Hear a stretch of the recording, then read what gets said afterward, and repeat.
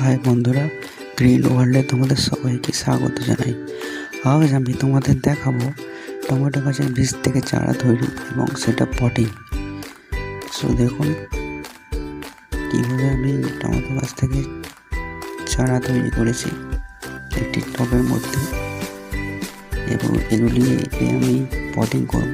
তার জন্য দেখুন আমি 6 ইঞ্চির গ্রো ব্যাগ নিয়েছি, তাতে মাটি রেডি করে রেখেছি। এবার এই গাছগুলিকে পটিং করব।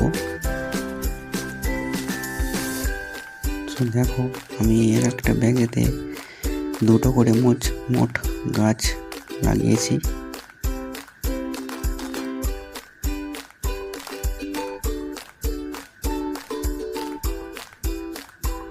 তো কিছুদিন পর আমি আবার এই গাছগুলো দেখাবো তোমাদের। ধন্যবাদ।